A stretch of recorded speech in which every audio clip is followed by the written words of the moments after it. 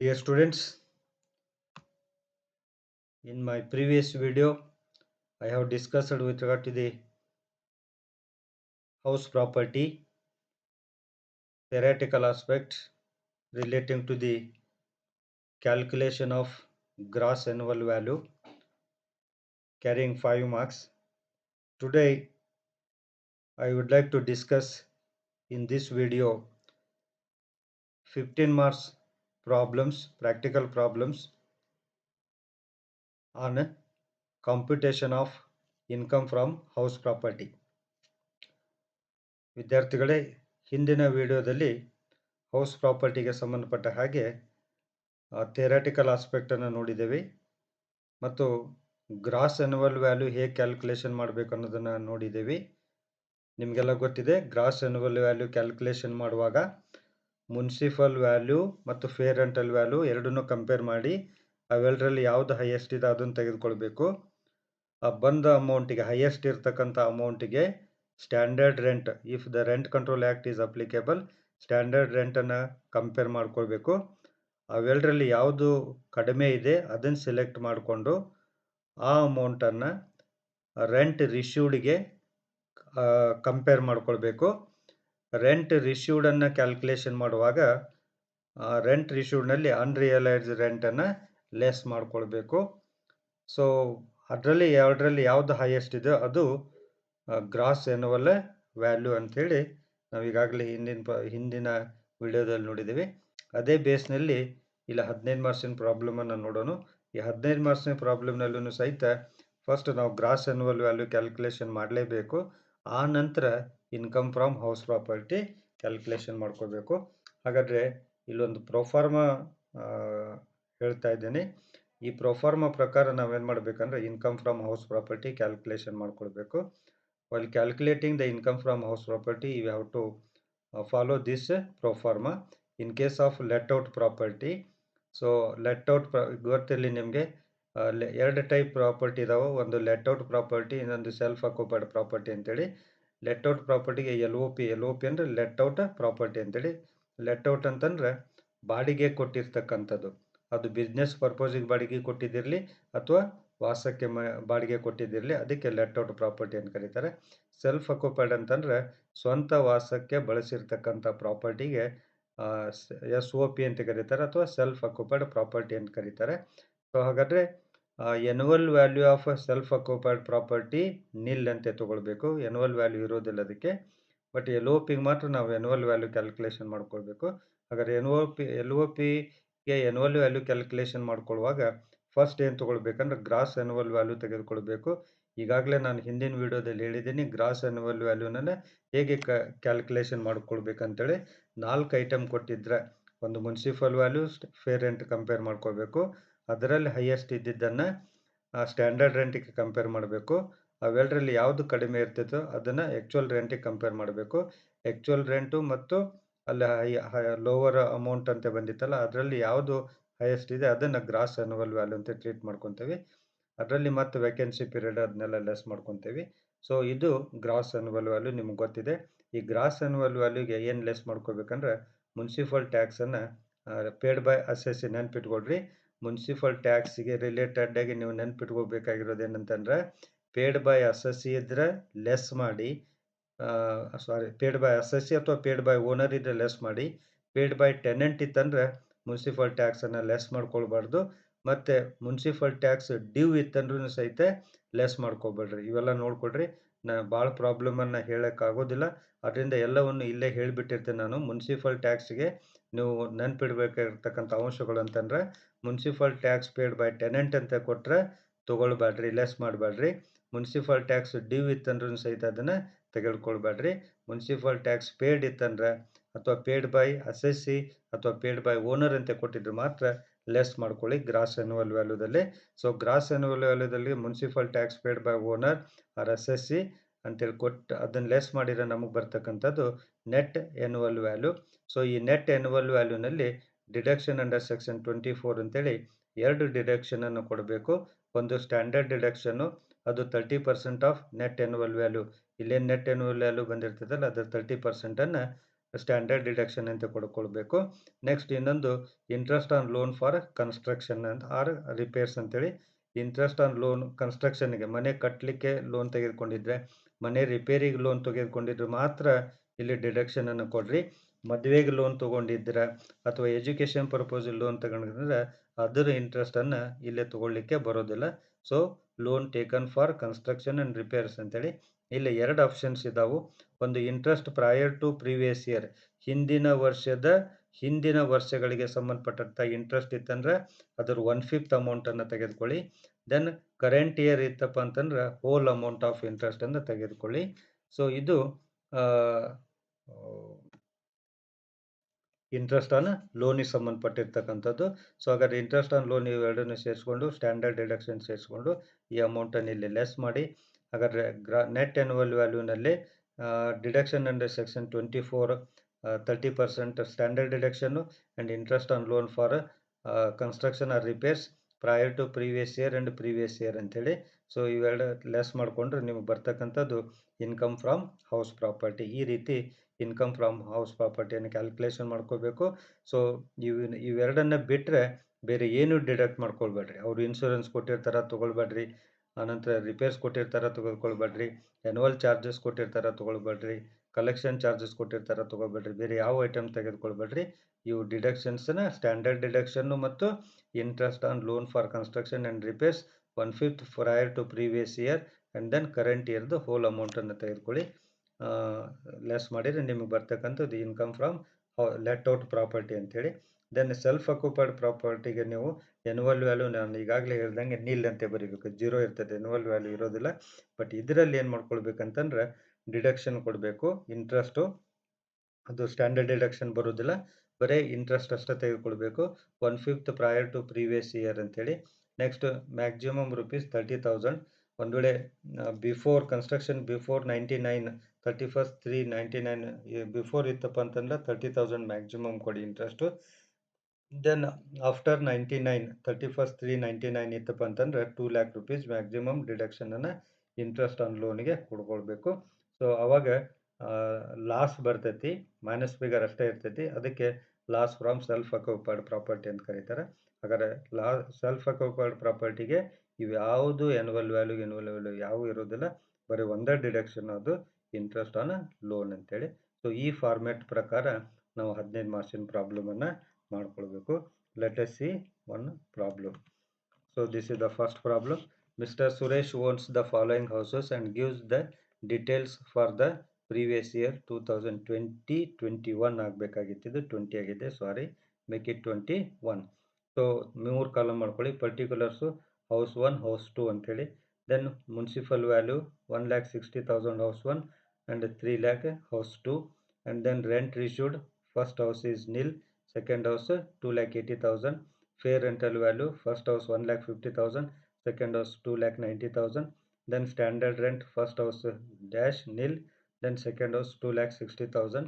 Then local tax under one, municipal tax under one, first house 10,000, second house 20,000. Then interest on loan for construction 60,000 and 50,000. Repairs 15,000 and 20,000. Land revenue 15,000 and 18,000. Insurance 5,000 and 10,000. ನಾನು ಈಗಾಗಲೇ ಹೇಳ್ದಂಗೆ repairs ತೊಗೊಳ್ಬೇಡ್ರಿ, then land revenue ತೊಗೊಳ್ಬೇಡ್ರಿ, insurance ತೆಗೆದುಕೊಳ್ಬೇಡ್ರಿ, ಮತ್ತು interest on repairs ಇದ್ದರೆ ತೆಗೆದುಕೊಳ್ಳಿ, ಬರೀ ರಿಪೇರ್ಸ್ ಇದ್ದರೆ ತೊಗೊಳ್ಬೇಡ್ರಿ. Then pre construction period interest ಆಗಲೇ ಹೇಳಿದ್ನಲ್ಲ, ಪ್ರಯರ್ ಟು ಪ್ರೀವಿಯಸ್ ಇಯರ್ ಅಂತೇಳಿ, ಅದು ಪ್ರೀ ಕನ್ಸ್ಟ್ರಕ್ಷನ್ ಪೀರಿಯಡ್ ಇಂಟ್ರೆಸ್ಟ್ ಅಂತ 70,000 and 80,000. Then nature of occupation, first house is SOP self occupied property, second house is LOP let out property. Compute his taxable income from house property for the year 2020, assessment year 2021 and 22. So this is the problem. ಈ ಪ್ರಾಬ್ಲಮನ್ನು ಈ ರೀತಿ solve ಮಾಡ್ಕೊಳ್ಬೇಕು. ನಾನು ಈಗಾಗಲೇ ಹೇಳ್ದಂಗೆ first gross annual ವ್ಯಾಲ್ಯೂವನ್ನು calculation ಮಾಡ್ಕೊಳ್ಬೇಕು.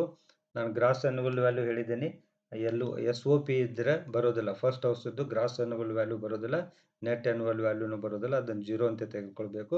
ನಾನೀಗ ಲೆಟ್ಔಟ್ ಪ್ರಾಪರ್ಟಿದು ಹೇಳ್ತಾ ಇದ್ದೀನಿ. ಸೊ ಲೆಟ್ಔಟ್ ಪ್ರಾಪರ್ಟಿಗೆ ಫಸ್ಟ್ ಮುನ್ಸಿಪಲ್ ವ್ಯಾಲ್ಯೂ ತೆಗೆದುಕೊಳ್ಳಿ, 3 lakh rupees ಇದೆ. ದೆನ್ ಫೇರ್ ರೆಂಟಲ್ ವ್ಯಾಲ್ಯೂ ತೆಗೆದುಕೊಳ್ಳಿ.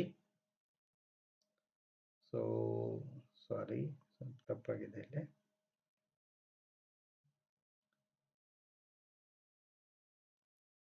Fair rental value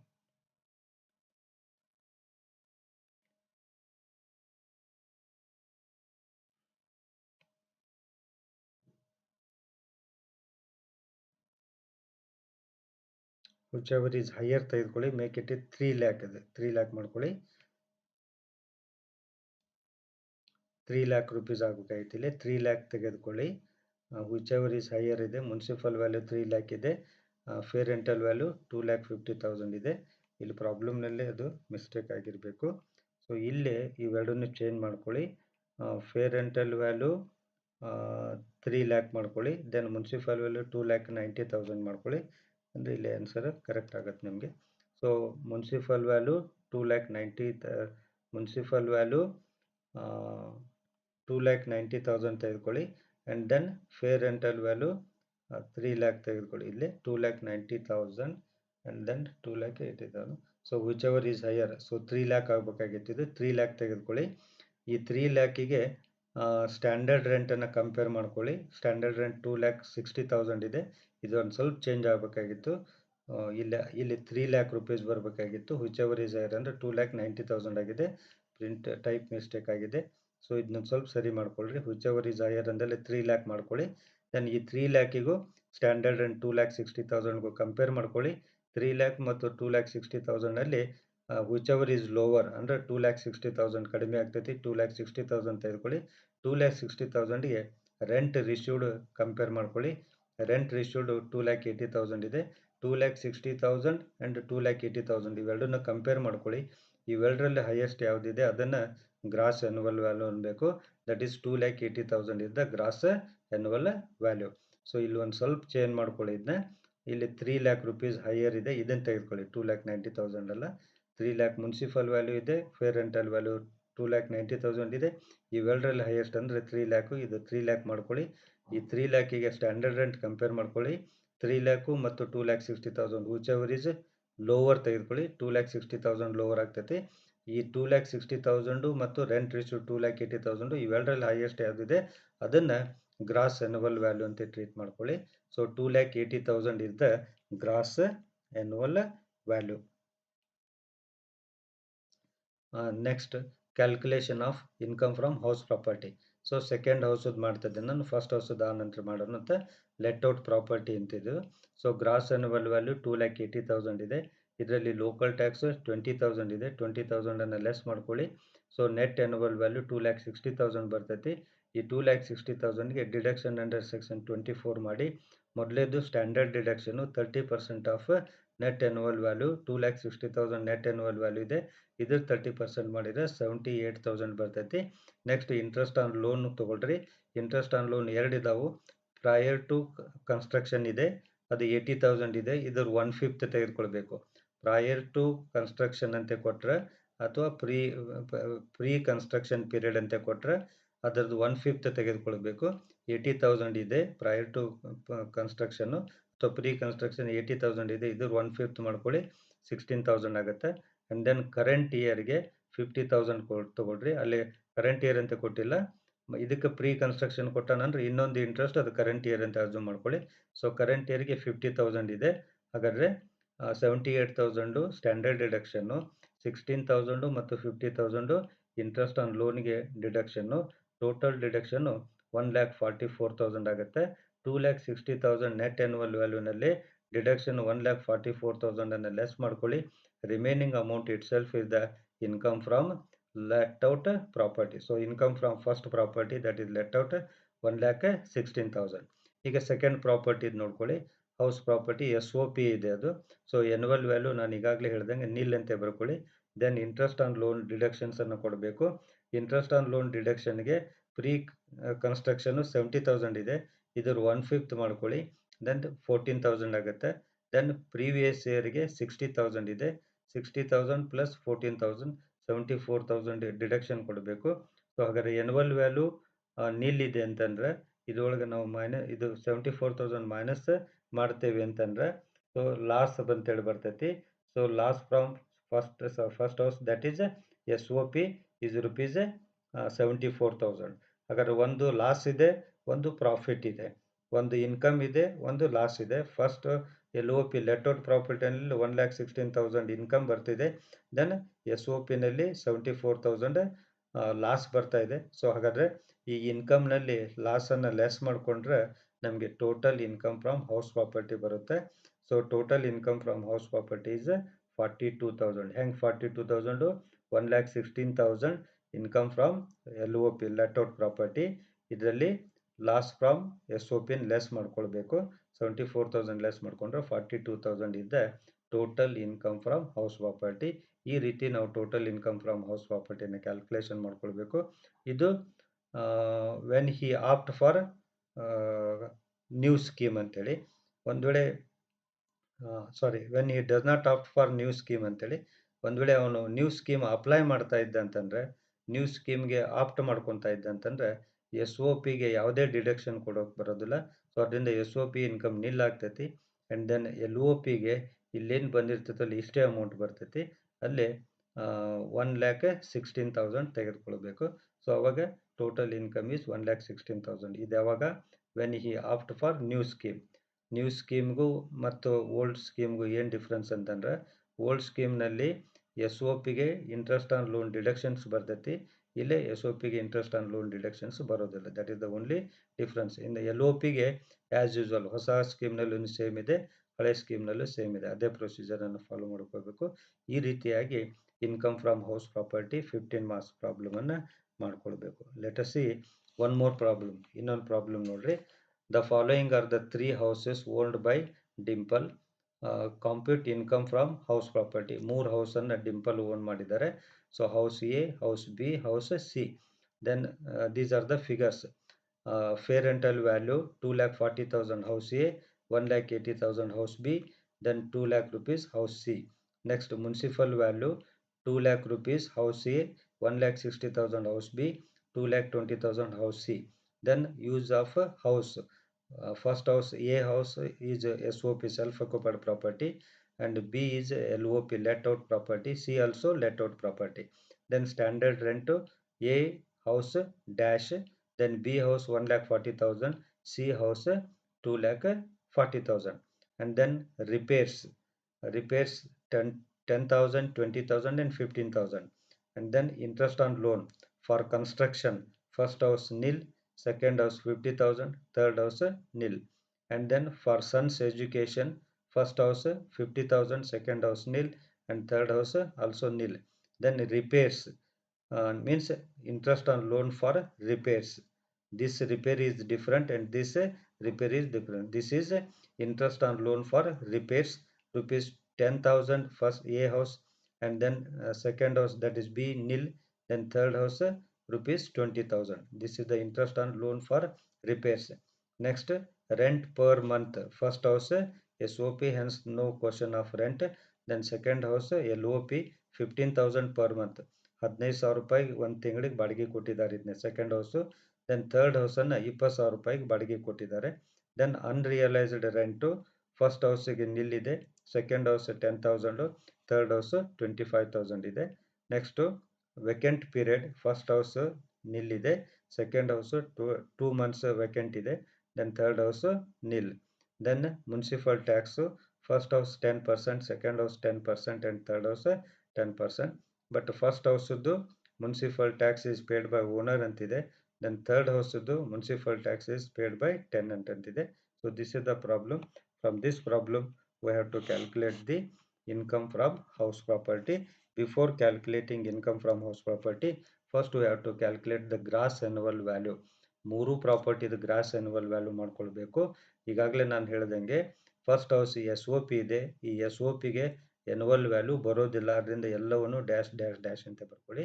then second house B L O P ಇದೆ, ಸಿ ಎಲ್ ಒ ಪಿ ಇದೆ. ಇವೆರಡೂ ಹೌಸದ್ದು ಗ್ರಾಸ್ ಆ್ಯನ್ಯುವಲ್ ವ್ಯಾಲ್ಯೂನ ನಾವು ಕ್ಯಾಲ್ಕುಲೇಷನ್ ಮಾಡ್ಕೊಳ್ಬೇಕು. ಫಸ್ಟ್ ಮುನ್ಸಿಪಲ್ ವ್ಯಾಲ್ಯೂ 1,60,000 ಇದೆ, ದೆನ್ ಇದು 2,20,000 ಇದೆ ಎರಡನೇ ಹೌಸದ್ದು. ಒಂದೊಂದೇ ಹೌಸ್ ಹೇಳ್ತೀನಿ ಬೇಕಾದ್ರೆ ನಿಮಗೆ, ಆನಂತರ ಕನ್ಫ್ಯೂಷನ್ ಮಾಡ್ಕೊಳ್ಬೇಡ್ರಿ. So house B municipal value is 1,60,000, fair rent is 1,80,000. ಇವೆರಡರಲ್ಲಿ ಹೈಯೆಸ್ಟ್ ಯಾವುದಿದೆ 1,80,000 ಇದನ್ನು ತೆಗೆದುಕೊಳ್ಳಿ. ಈ 1,80,000ಗೆ ಸ್ಟ್ಯಾಂಡರ್ಡ್ ರೆಂಟ್ 1,40,000 ಅನ್ನು ಕಂಪೇರ್ ಮಾಡಿ. 1,80,000 ಆ್ಯಂಡ್ ದೆನ್ 1,40,000 ಇವೆರಡರಲ್ಲಿ ಯಾವುದು ಕಡಿಮೆ ಇದೆ ಅದನ್ನು ಸೆಲೆಕ್ಟ್ ಮಾಡ್ಕೊಳ್ಳಿ. That is 1,40,000 lower of the above ಅಂತೇಳಿ. ಸೊ ಈ 1,40,000ಗೆ ರೆಂಟ್ ರಿಶೂಡನ್ನು ಕಂಪೇರ್ ಮಾಡಿ. ರೆಂಟ್ ರಿಶೂಡ್ ಪರ್ ಮಂತ್ ಕೊಟ್ಟಿದ್ದಾರೆ. ಸೊ ಪರ್ ಮಂತು 15,000 ಇಂಟು 12 ಮಾಡಿಕೊಂಡ್ರೆ 1,80,000 ಆಗುತ್ತೆ. 1,80,000 ಅನ್ನಲ್ಲಿ 10,000 ಅನ್ರಿಯಲೈಸ್ಡ್ ರೆಂಟನ್ನು ಲೆಸ್ ಮಾಡ್ಕೊಳ್ಳಿ. 1,80,000 ಮೈನಸ್ 10,000 ಮಾಡಿಕೊಂಡ್ರೆ 1,70,000 ಆಗುತ್ತೆ. ಸೊ ಈ 1,70,000ನಲ್ಲಿ ಮತ್ತೆ ವೇಕೆನ್ಸಿ ಅಲೌನ್ಸನ್ನು ಲೆಸ್ ಮಾಡ್ಕೊಳ್ಬೇಕು. 2 ತಿಂಗಳು ವೇಕೆಂಟ್ ಇದೆ. 1 ತಿಂಗಳು 15,000 ರೂಪಾಯಿ ಬಾಡಿಗೆ ಆದರೆ 2 ತಿಂಗಳು ಖಾಲಿ ಉಳಿದಿದೆ. 2 ತಿಂಗಳಿಗೆ 30,000 ರೂಪಾಯಿ ಆಗುತ್ತೆ. ಇಲ್ಲಿ ಪರ್ ಮಂತ್ ರೆಂಟ್ ಕೊಟ್ಟಿದ್ದಾರೆ. ಪರ್ ಮಂತ್ 15,000 ಇಂಟು 2 ಮಾಡಿಕೊಂಡ್ರೆ 30,000 ಆಗುತ್ತೆ. ಸೊ 1,70,000 ಆರ್ 1,40,000 ಇವೆರಡರಲ್ಲಿ ಹೈಯೆಸ್ಟ್ ಯಾವುದು? 1,70,000. 1,70,000ನಲ್ಲಿ ಏನು ಲೆಸ್ ಮಾಡ್ಕೊಳ್ಬೇಕು? ವೇಕೆನ್ಸಿ ಅಲೌನ್ಸ್ 30,000 ಲೆಸ್ ಮಾಡ್ಕೊಳ್ಳಿ. ಲೆಸ್ ಮಾಡಿಕೊಂಡ್ರೆ gross annual value of the second house LOP is rupees 1,40,000. ಇದು 1,40,000 ಬರುತ್ತೆ. ಇದೇ ರೀತಿ ಥರ್ಡ್ ಹೌಸದು ನೀವು ಕ್ಯಾಲ್ಕುಲೇಷನ್ ಮಾಡ್ಬೋದು. ಈಗ ಹೆಂಗೆ ಹೇಳಿದ್ದೇನೆ ಹಾಗೆ. ಸೊ ಫಸ್ಟ್ ಏನು ತೊಗೊಳ್ಬೇಕು? Municipal value. So municipal value ಎಷ್ಟಿದೆ? 2,20,000 ಇದೆ. ಸೊ 2,20,000 ಮುನ್ಸಿಪಲ್ ವ್ಯಾಲ್ಯೂ ತೊಗೊಂಡ್ವೆ. ಇದಕ್ಕೇನು ಕಂಪೇರ್ ಮಾಡಬೇಕು? ಫೇರ್ ರೆಂಟಲ್ಲಿ ಕಂಪೇರ್ ಮಾಡಬೇಕು. ಫೇರ್ ರೆಂಟ್ ಎಷ್ಟಿದೆ? 2,00,000 ಇದೆ. 2,00,000 ಮತ್ತು 2,20,000 ಇವೆರಡರಲ್ಲಿ ಹೈಯೆಸ್ಟ್ ಯಾವುದಿದೆ? 2,20,000. ಅದನ್ನು ಇಲ್ಲಿ ಬರೀರಿ. ಈ 2,20,000ಗೆ ಸ್ಟ್ಯಾಂಡರ್ಡ್ ರೆಂಟ್ ಕೊಟ್ಟಿದ್ದಾರೆ, ಅದನ್ನು ಕಂಪೇರ್ ಮಾಡಿರಿ. ಸ್ಟ್ಯಾಂಡರ್ಡ್ ರೆಂಟ್ ಎಷ್ಟಿದೆ? 2,40,000 ಇದೆ. 2,20,000 ಆ್ಯಂಡ್ ದೆನ್ 2,40,000 ಇವೆರಡರಲ್ಲಿ ಹೈಯೆಸ್ಟ್ ಲೋವೆಸ್ಟ್ ಯಾವುದಿದೆ? 2,20,000. 2,20,000 ಇಲ್ಲಿ ಬರೀರಿ. ಈ 2,20,000ಗೆ ಏನು ಕಂಪೇರ್ ಮಾಡಬೇಕು? ರೆಂಟ್ ರಿಶೂಡ್. ರೆಂಟ್ ರಿಶೂಡ್ 2,15,000 ಹೆಂಗೆ ಬರುತ್ತೆ ಅಂತಂದರೆ 20,000 ಪರ್ ಮಂತ್ ಇದೆ. 20,000 ಇಂಟು 12 ಮಾಡಿಕೊಂಡ್ರೆ 2,40,000 ಆಗುತ್ತೆ. 2,40,000ನಲ್ಲಿ ಅನ್ರಿಯಲೈಸ್ಡ್ ರೆಂಟ್ 25,000 ಇದೆ. 2,40,000 ಮೈನಸ್ ಅನ್ರಿಯಲೈಸ್ಡ್ ರೆಂಟ್ 25,000 ಮಾಡಿಕೊಂಡ್ರೆ 2,15,000 ಬರುತ್ತೆ. So 2,15,000 is the rent received of the house C, that is LOP. ಈಗೇನು ಮಾಡ್ಕೊಳ್ಬೇಕಂತಂದರೆ 2,20,000 ಆ್ಯಂಡ್ ದೆನ್ 2,15,000 ಇವೆರಡರಲ್ಲಿ ಹೈಯೆಸ್ಟ್ ಯಾವುದಿದೆ ನೋಡಬೇಕು. ಇಲ್ಲಿ ವೇಕೆನ್ಸಿ ಅಲೌನ್ಸ್ ಇಲ್ಲ, ಅದರಿಂದ ಇವೆರಡರಲ್ಲಿ ಯಾವುದು ಹೈಯೆಸ್ಟ್ ಇದೆ ಅದನ್ನು ನೋಡ್ಕೊಳ್ಳಿ. ಇವೆರಡರಲ್ಲಿ ಹೈಯೆಸ್ಟ್ ಇರೋದು ಯಾವುದು ಅಂತಂದರೆ 2,20,000. So 2,20,000 is the gross annual value of the house property C, that is LOP, let out property. ಈ ರೀತಿ ನೀವು ಕ್ಯಾಲ್ಕುಲೇಷನನ್ನು ಮಾಡ್ಕೊಳ್ಬೇಕು. ಸೊ ಈ ಗ್ರಾಸ್ ಅನ್ಯುವಲ್ ವ್ಯಾಲ್ಯೂವನ್ನು ತೆಗೆದುಕೊಂಡು ನಾವು income from house property calculation ಮಾಡ್ಕೊಳ್ಬೇಕು. ಸೊ ಹಾಗಾದರೆ income from house property calculation ಮಾಡುವಾಗ ಇಲ್ಲಿ ನಾನು 2 ಕಾಲಮ್ ಮಾಡ್ಕೊಂಡಿದ್ದೇನೆ. When he opt for new scheme, when he does not opt ಅಂತ ಹೇಳಿದ್ದೀನಿ. ಸೊ ಫಸ್ಟ್ ಹೌಸ್ SOP ಇದೆ. ಎನ್ಯುವಲ್ ವ್ಯಾಲ್ಯೂ ಏನಾಗ್ತೈತೆ ಅಂತಂದರೆ ಅವನು ಆಪ್ಟ್ ಮಾಡಲಿ ಆಪ್ಟ್ ಮಾಡದಿರಲಿ ಎಲ್ಲ 2 ಟೈಮ್ನಲ್ಲೂ ನಿಲ್ ಆಗ್ತೈತಿ. Then interest on loan for repairs 10,000 ಇದೆ. ಆ 10,000 ವೆನ್ ಹಿ ಆಪ್ಟ್ ಇದ್ದಾಗ ಇಂಟ್ರೆಸ್ಟ್ ಆನ್ ಲೋನ್ ಡಿಡಕ್ಷನ್ಸ್ ಕೊಡೋಂಗಿಲ್ಲ. Then when he does not opt ಇದ್ದಾಗ ಇಂಟ್ರೆಸ್ಟ್ ಆನ್ ಲೋನು ಡಿಡಕ್ಷನ್ಸ್ ಕೊಡ್ತಾರೆ. ಸೊ ಇಂಟ್ರೆಸ್ಟ್ ಆನ್ ಲೋನ್ ತೆಗೆದುಕೊಳ್ಳಿ. ಸೊ ಹಾಗಾದರೆ 10,000 ರುಪೀಸ್ ಏನಂತೆ ಟ್ರೀಟ್ ಮಾಡಬೇಕಂದ್ರೆ SOP ಇದ್ದಾಗ ಇಂಟ್ರೆಸ್ಟ್ ಆನ್ ಲೋನ್ ಇತ್ತಪ್ಪ ಅಂದ್ರೆ ಅದನ್ನು ಲಾಸ್ ಅಂತ ಟ್ರೀಟ್ ಮಾಡಿರಿ. So loss from first house, that is A, in case when he does not opt for new scheme opt ಮಾಡಲಿಲ್ಲ 10,000 ರುಪೀಸ್ ಲಾಸ್ ಬರ್ಕೊಳ್ಳಿ. ಅಂದರೆ ಒಂದು ವೇಳೆ ಆಪ್ಟ್ ಮಾಡಿದಂತಂದ್ರೆ ಇಲ್ಲಿ ಲಾಸ್ ಬರೋದಿಲ್ಲ, ಇಲ್ಲಿ ಡ್ಯಾಶ್ ಹಾಕ್ಕೊಳ್ಳಿ. ದಿಸ್ ಈಸ್ SOP ಕ್ಯಾಲ್ಕುಲೇಷನ್ ಆಯಿತು. Next house be let out ಇದೆ. ಲೆಟ್ ಔಟಿಗೆ ಗ್ರಾಸ್ ಆ್ಯನ್ಯುವಲ್ ವ್ಯಾಲ್ಯೂ ನಾವು ಈಗಾಗಲೇ ಅಲ್ಲಿ ಕ್ಯಾಲ್ಕುಲೇಷನ್ ಮಾಡ್ಕೊಂಡಿದ್ದೀವಿ. 1,40,000 ಆಪ್ಟ್ ಮಾಡಿರೋ 1,40,000, ಡಸ್ ನಾಟ್ ಆಪ್ಟ್ ಮಾಡಿರೋ 1,40,000. ಇದರಲ್ಲಿ ಮುನ್ಸಿಪಲ್ ಟ್ಯಾಕ್ಸನ್ನು ಲೆಸ್ ಮಾಡ್ಕೊಳ್ಬೇಕು. ಮುನ್ಸಿಪಲ್ ಟ್ಯಾಕ್ಸು 10% ಅಂತ ಕೊಟ್ಟಿದ್ದಾರೆ. 10% of what? Municipal value. Municipal ವ್ಯಾಲ್ಯೂದ 10% ಮಾಡ್ಕೊಳ್ಳಿ. ಮುನ್ಸಿಪಲ್ ವ್ಯಾಲ್ಯೂ 1,60,000 ಇದೆ. ಅದರ 10% ಮಾಡಿಕೊಂಡ್ರೆ 16,000.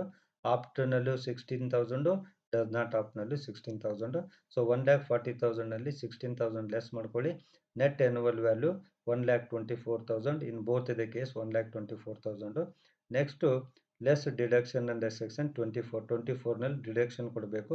ಮೊದಲೇದು ಯಾವುದಂತಂದರೆ standard deduction 30% of net annual value. Net annual value 1,24,000 ಇದೆ. ಇದ್ರ 30% ಮಾಡಿಕೊಂಡ್ರೆ 37,200 ಬರ್ತೈತಿ. Next interest on loan for construction ಇದೆ. Interest on loan for construction 50,000 ಇದೆ. ಸೊ ಆ 50,000 ಡೈರೆಕ್ಟಾಗಿ ತೆಗೆದುಕೊಳ್ಳಿ. 37,200 standard deduction, interest on loan for construction 50,000 ಎರಡು ಕೂಡಿಸಿದ್ರೆ 87,200 ಆಗ್ತದೆ. ಇನ್ ಬೋತ್ ದಿ ಕೇಸ್ 87,200 ತೆಗೆದುಕೊಳ್ಳಿ. ಸೊ 1,24,000ನಲ್ಲಿ 87,200 ಲೆಸ್ ಮಾಡ್ಕೊಳ್ಳಿ, 36,800 ಆಗುತ್ತೆ. ಇಲ್ಲೂ ಸಹಿತ 36,800 ಆಗುತ್ತೆ. ಹಾಗಾದ್ರೆ ಈ 36,800 ಏನಂತ ಟ್ರೀಟ್ ಮಾಡ್ಕೊಳ್ರಿ, income from house be let out. ಇದು ಹೌಸ್ ಬಿದು ಲೆಟ್ ಔಟ್. ಈ ರೀತಿ ಇನ್ಕಮನ್ನು ಕ್ಯಾಲ್ಕುಲೇಷನ್ ಮಾಡ್ಕೊಳ್ಬೇಕು. ಇದೇ ರೀತಿ ಹೌಸ್ ಸಿ ಅದು ಸಹಿತ ಲೆಟ್ ಔಟ್ ಇದೆ. ಈಗ ಹೌಸ್ ಬಿದು ಹೇಗೆ ಮಾಡ್ಕೊಂಡಿದ್ದೇವೆ ಅದೇ ರೀತಿ ಮಾಡ್ಕೊಳ್ಬೇಕು. ಇಲ್ಲಿ ಗ್ರಾಸ್ ಆ್ಯನ್ಯುವಲ್ ವ್ಯಾಲ್ಯೂ ಅಲ್ಲೇ 2,20,000, ಇಲ್ಲಿ 2,20,000 ತೆಗೆದುಕೊಳ್ಳಿ. ಇದ್ರೊಳಗೆ ಏನು ಮಾಡಬೇಕು, municipal tax paid by tenant ಅಂತೇಳಿದೆ. ಸೊ ಪೇಯ್ಡ್ ಬೈ ಟೆನೆಂಟ್ ಇದ್ದರೆ ತೊಗೋಬಾರ್ದು ಅಂತೇಳಿ ನಾನು ಹೇಳಿದ್ದೇನೆ. ಅದರಿಂದ ಮುನ್ಸಿಪಲ್ ಟ್ಯಾಕ್ಸ್ ಲೆಸ್ ನಿಲ್ ಆಗ್ತೈತಿ, ಇಲ್ಲೂ ಸಹಿತ ನಿಲ್ ಆಗ್ತೈತಿ.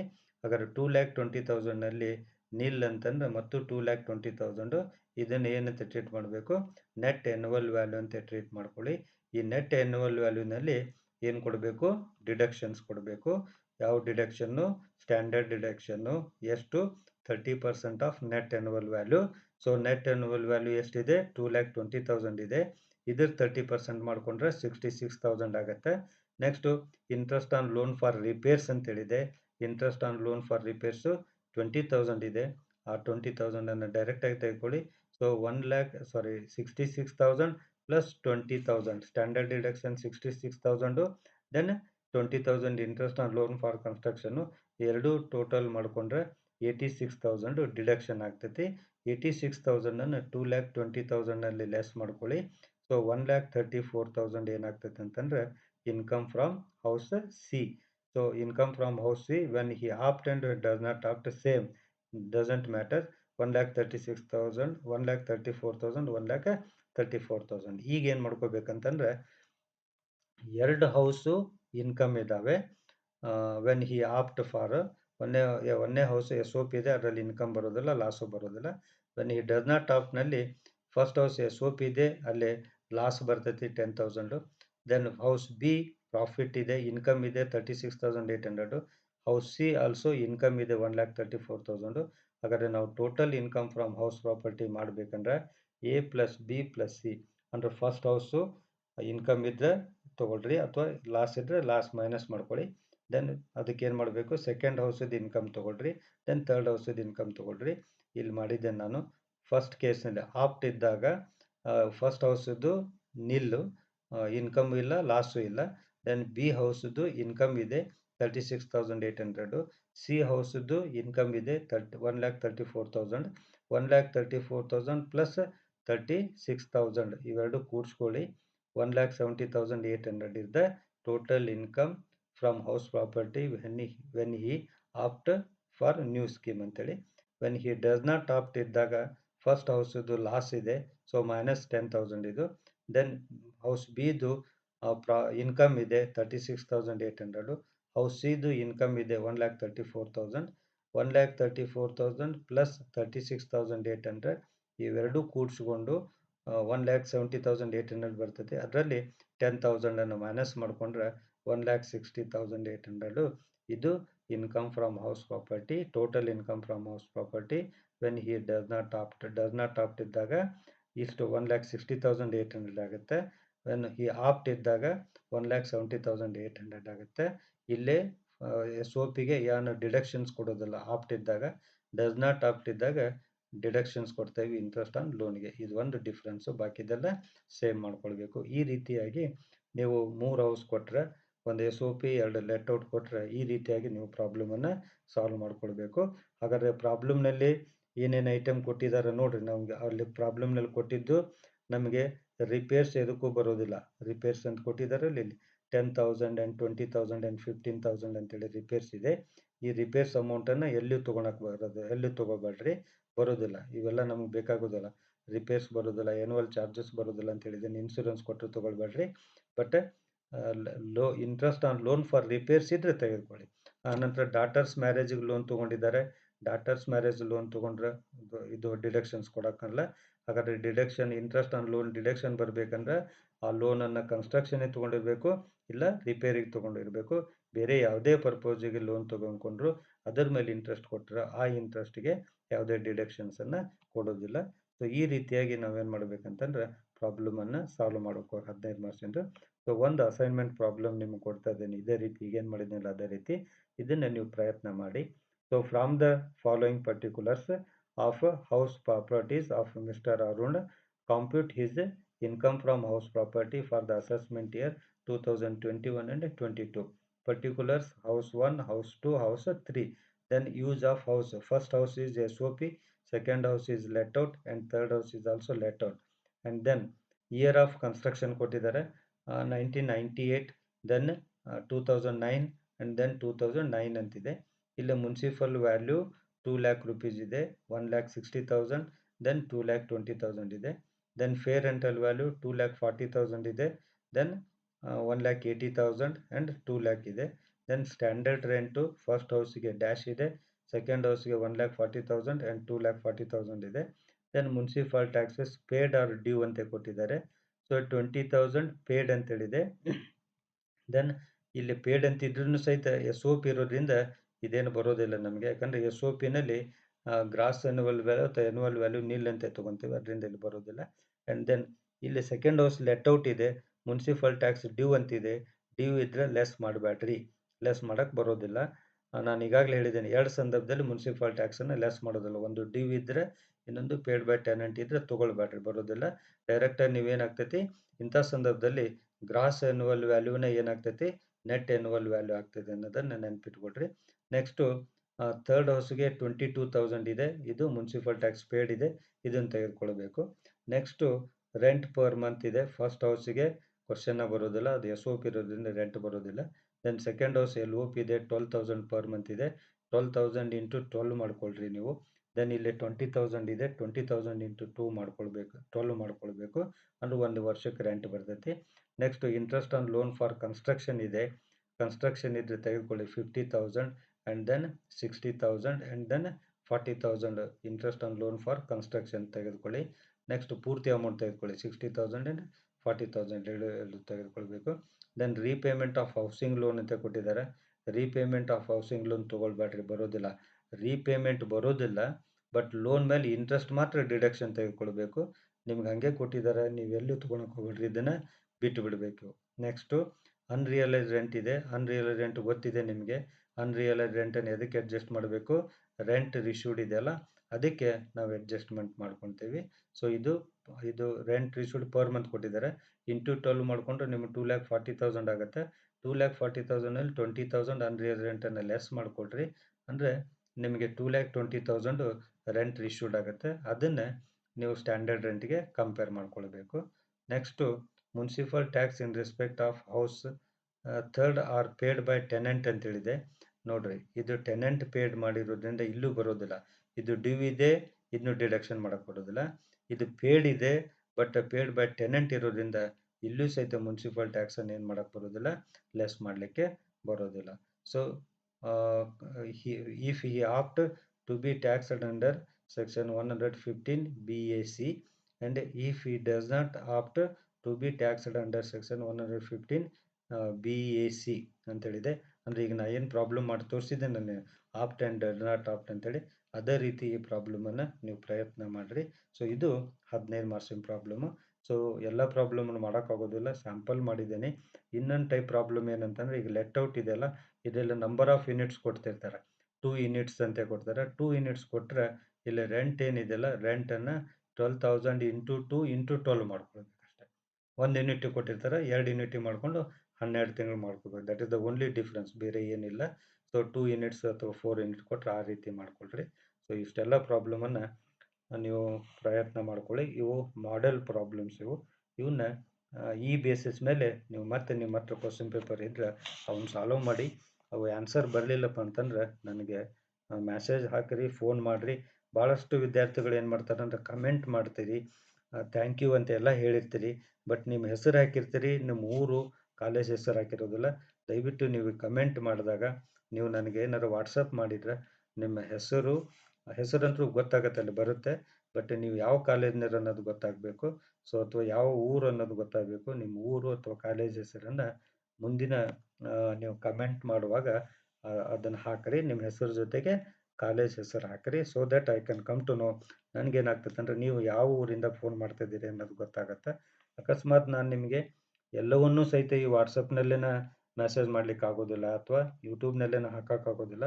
ಸೊ ನೀವು ನಂಬರು ನಿಮ್ಮ ಊರ ಹೆಸರು ಹೇಳಿದ್ರಿ ಅಂತಂದರೆ ನಾನೇನು ಮಾಡ್ಬೋದಂದರೆ ನಾನೇ ನಿಮಗೆ ಫೋನ್ ಮಾಡಿ, ನೀವು ಮೆಸೇಜ್ ಹಾಕಿದರೆ ನಾನು ನಿಮ್ಗೆ ಕಾಲ್ ಮಾಡಿ ನಿಮ್ಮ ಡೌಟನ್ನು ಕ್ಲಾರಿಫೈ ಮಾಡ್ತೇನೆ ಅಥವಾ ಕ್ಲಿಯರ್ ಮಾಡ್ತೇನೆ ಅಂತ ಹೇಳ್ತಾ, ಮತ್ತು ಯಾರೋ ಈಗ ಭಾಳ ಜನ I am very much thankful to all students that they have given a positive incentive that the videos are good and easily understandable.